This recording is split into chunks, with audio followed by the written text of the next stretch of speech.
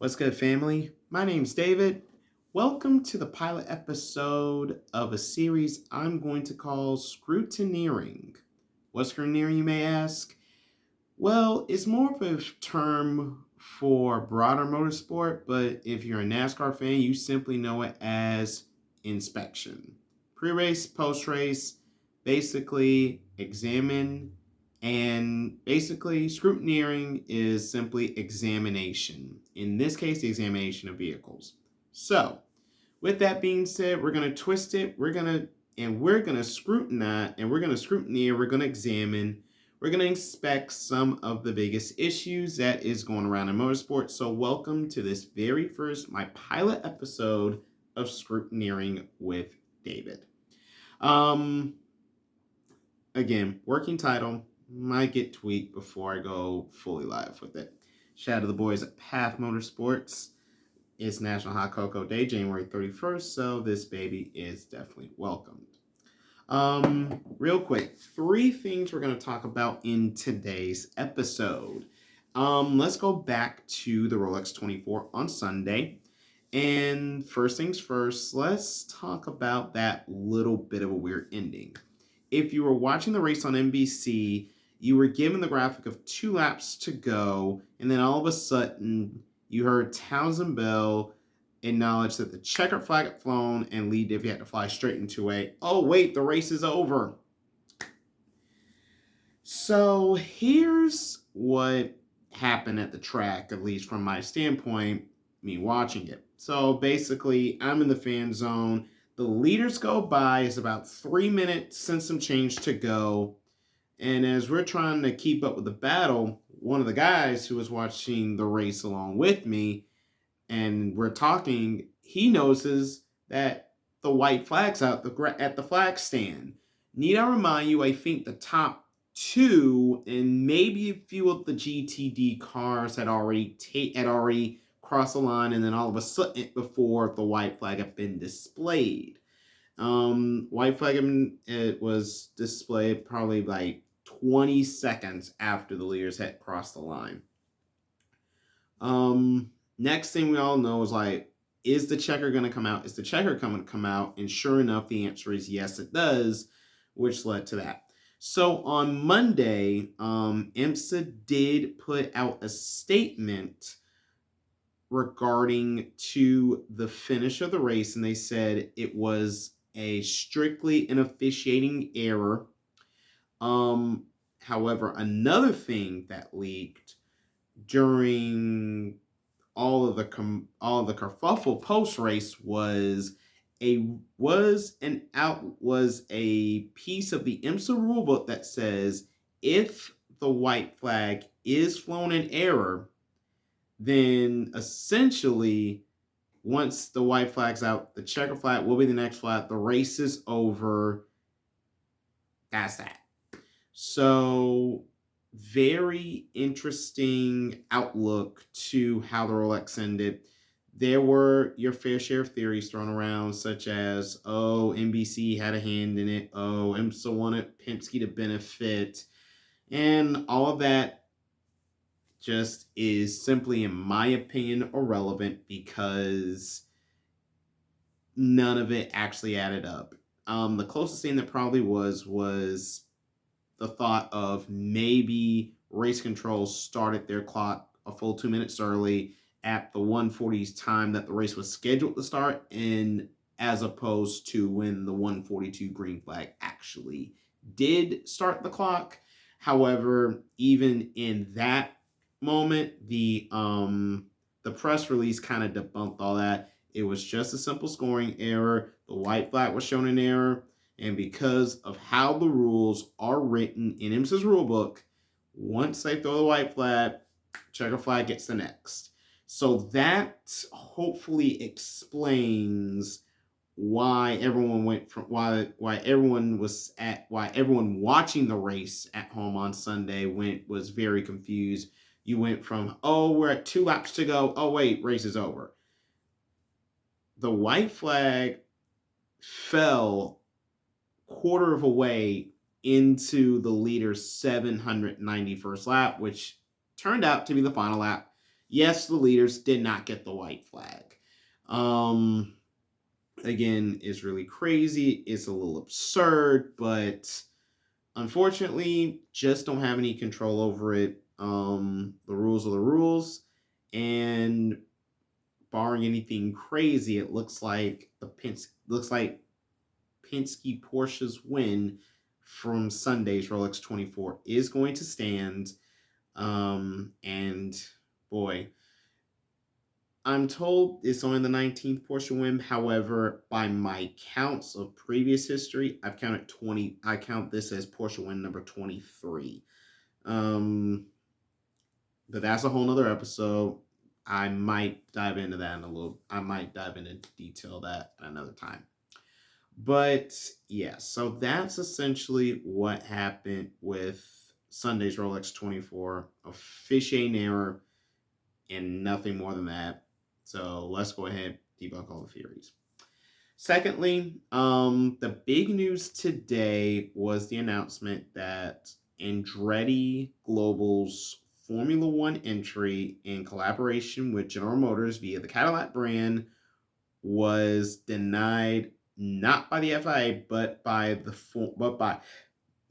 Formula One Group itself, which is the conglomerate owned by Liberty Media that is the day-to-day runner of the Formula One World Championship.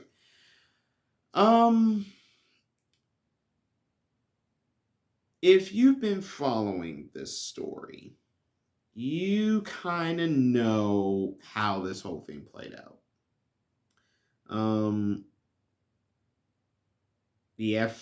Formula One, the 10 teams were very set on being status quo and not wanting to share the pot, so to speak. The FI was willing to have more teams, and once they did open the process in 2023, of course, Andretti was one of 4 teams, and that eventually got through the application phase. I'm pretty sure many others did, but Andretti was the one that was selected to be presented to the Formula One group and the teams currently involved. However, if you've known the story, you also know that Michael Andretti came off as very brash, very headstrong, confrontational about his F1 entry bid. And do I think that played a part in what we saw today? I believe so. I think another part of it simply comes down to, I think the Formula One teams were just simply too greedy and they just trying to hog everything for themselves.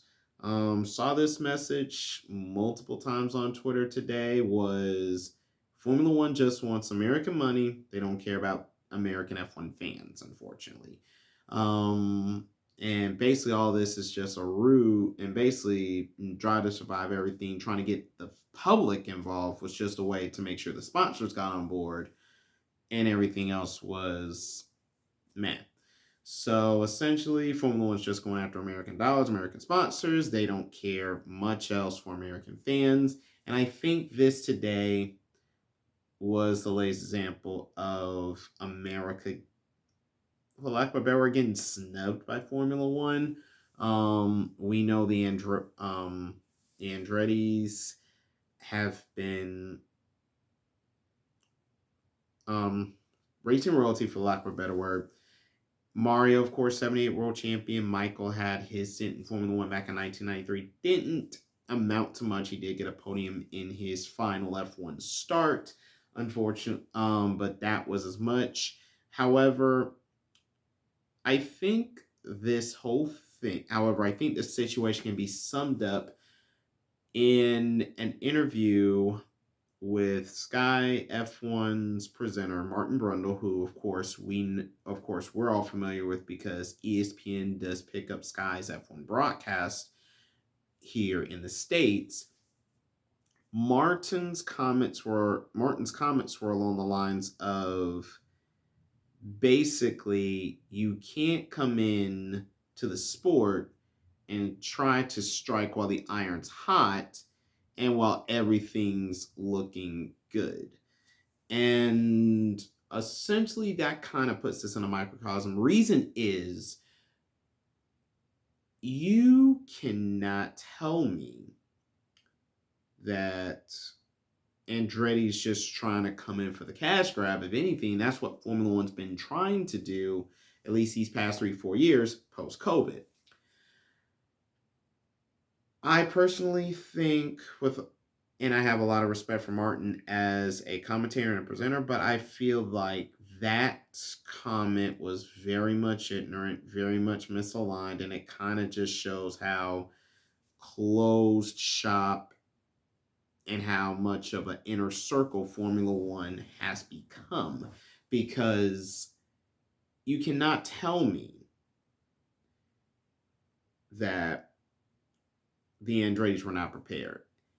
Here they're for the record, if you haven't seen it, Andretti Global actually has a model F1 car on a wind tunnel as they were preparing to race in 2025. However, one of the biggest quirks about it was we didn't think the car was competitive. We didn't think they would be competitive enough. Which I find very absurd. I remember Marshall Pruitt mentioned one of the things he loved about Formula One was the underdogs. I actually came back to Marshall and I said, honestly, I think Andretti far and away is far more prepared and ready to achieve more than what the little teams of the 80s and 90s could have even dreamt of. You're not talking about just some run-of-the-mill team stepping up from Formula 3 or Formula 3000 like we had in the 80s and 90s, like the Colognes, the Minardis, your Eddie Jordans. This was not that case. Andretti had backers. He had sponsors. He has a huge multi-million-dollar facility outside of Indianapolis designed to take that next step into Formula One. He has a world champ. He's won multiple Indy 500s as a car owner. He is fresh off the Formula E World Drivers Championship. He's in sports cars. He's in the V8. He's in the Australian Supercar Series. Anything you can think of just about, Michael Andretti as a teammate. So to say this team does not have global awareness, does not have the resources to compete, I will say this much. They will be much faster than Haas is out of the gate because Michael is a racer to the core. He knows what he's doing. We see it all the time with the team management he has with just his IndyCar teams alone. I won't put him in it because if we're going to be honest, I think Michael's going to leave that to primarily to Wayne Taylor. But he's shown time and again he's savvy, and whatever he touches, it tends to become pretty successful. So all this notion of Andretti wouldn't succeed, and the one that really kind of made me laugh the most was, we know the Andretti name would benefit from being in F1, but would F1 benefit from having the Andretti name in it again? And that was very, very, very just out of right field. there really is no way to describe or to even justify. I even said on Twitter/X, sorry, Elon, I'm still gonna call it Twitter. Sue me if you wanna. But I said, Formula One just has a way of giving itself black eyes, and this is just yet another one for the sport. Say what you want, this will not sit well with American motorsports fans, and even beyond America. To see a very well accomplished outfit denied the chance to compete on the world's biggest stage, were they going to be world beaters with? Were they going to be world beaters? We wouldn't know. At least not at the start. We knew it wouldn't be, but over time, I felt that Andretti Global would become a force, even if in the midfield battle. It wouldn't be. Michael's not here just to compete in the back of the field. He's not here just to make numbers. If he feels like he can win, he's going to go forth and do it. And with that being said, we don't know if this is the end of it all. There is a lot of speculation because there is still a chance that even though Formula One Group said no, there's still a chance that they can still go to court and still find their place on the grid and have their day when we open the season up in 2025. So there is a lot to dice. There's still a lot that's still left to play out. And there is just so much more to this that we can't even begin to describe. Um, One last thing I want to bring to you guys' attention.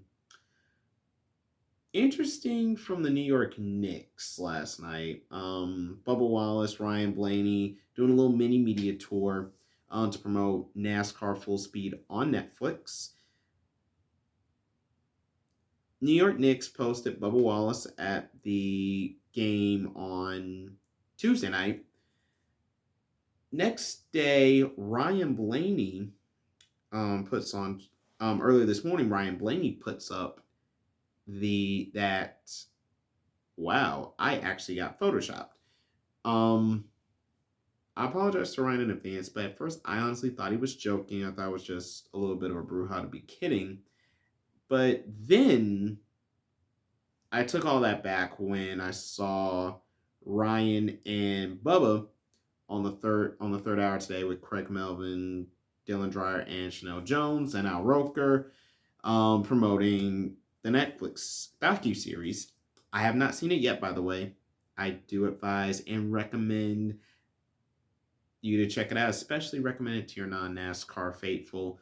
Might turn them in. Hey, we saw what Drive to Survive can do. And oh, by the way, top 5 in day 1 alone. Great job. So, yeah, not a big fan of the New York Knicks snubbing NASCAR's Cup Series champion. And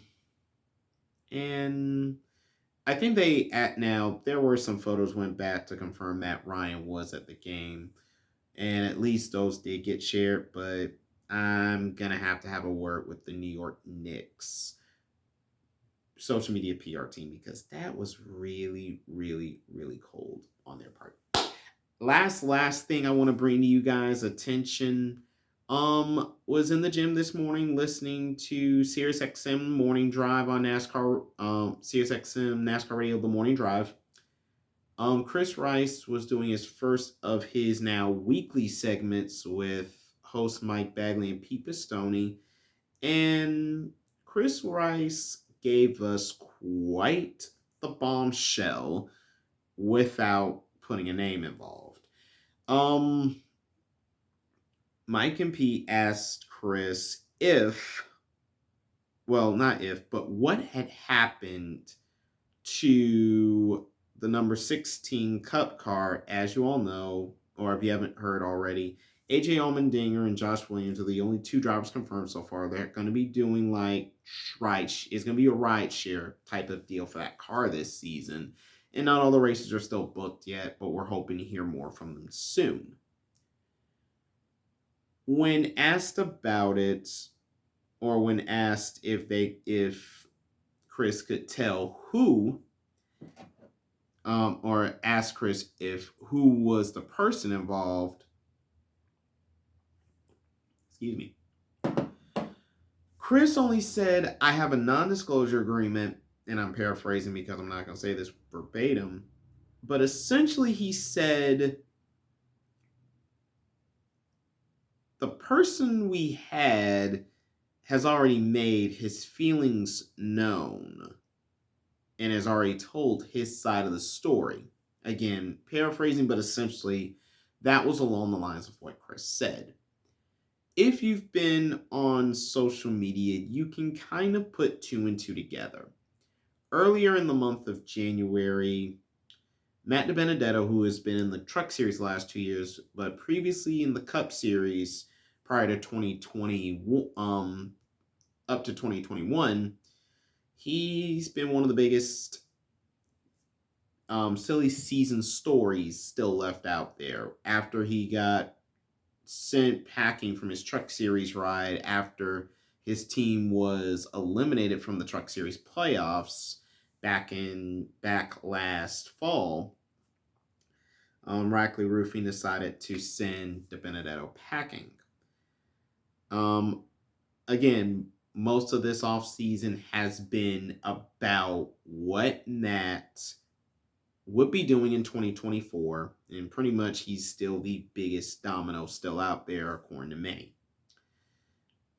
Earlier this winter, Matt tweeted out a pen emoji, which led us all to believe, okay, he's got something in the works. Should hear something soon, and of course, immediately we all were thinking, what happened? What's it gonna be? But Matt kept coy. Matt kept quiet and was like, I can't say anything yet, but I'll announce in due course. 1 week went by, 2 weeks went by, nothing happened. Eventually, DiBenedetto puts out a statement saying that the sponsor lied, the sponsor backed out, and unfortunately, the deal we had with said team fell apart. So now, with Chris Rice's revelation, everyone's starting to finally put the piece together that it looks like but essentially Matt DiBenedetto was lining up to get the number 16 ride at Cadillac before everything blew up. And that's quite the revelation, and I'm very surprised that Cadillac would entertain DiBenedetto, and I only say that because for a team that's trying to make the next step and take a leap forward, with all due respect to Matt, for someone who has only notched one national series win, that Truck Series race at Talladega in 2022, I felt that would have been a very big step back for Colic on a performance level. Again, nothing against Matt. He is a very talented driver, and I still do hope he finds something for 2024. And I know, yes, it's very late in the game. However, it was going to be looked at as another case of here's Colic chasing the money. Daniel Hemrick has his sponsors. Hemrick's been with the team for the last 2 seasons in Xfinity. He did run part-time Cup with them in 2022. But focused on the Xfinity in 23 as AJ Allmendinger moved up to Cup to do full-time in the second car. But now with Justin Haley moving off to Rick Ware, that opened the door for Hemrick to come back to Cup full-time, so this will only be his second full-time season in Cup. But a lot of people were scratching their heads and was like, with all due respect to Daniel, and again, Daniel is a talented driver. Many people felt like he hasn't done enough to warrant the ride.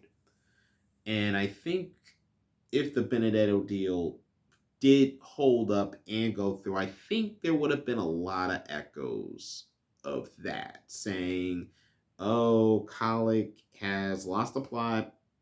They're not taking Cup seriously because now here you are, you're pretty much taking cash for your two rides, and you have these guys who have really not who have not done a lot.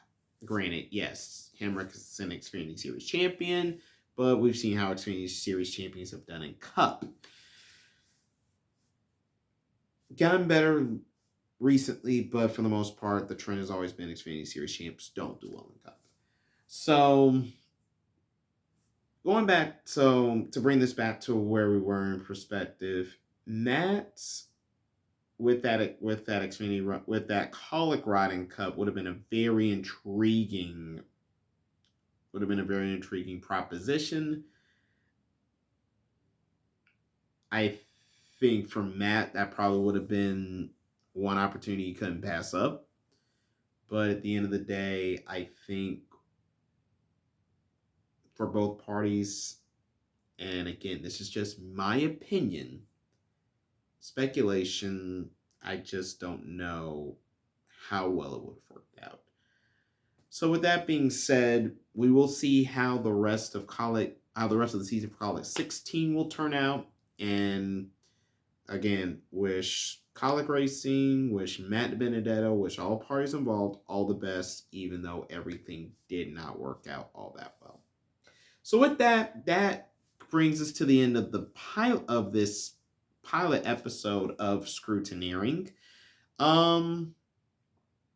Please let me know how you feel. Please feel free to share comments. Forgive me for being a talking head. I'm working on the graphics. Those are coming in time, but this will be a raw, bare bones, just me for a little while. So bear with me on that one while we get all this together. But again, this was just a pilot episode just to see how things would go, how things would turn out. But for that pretty much concludes the very first episode of Scrutineering. I'm David Lawrence. Take it easy, family. I'll see you next time.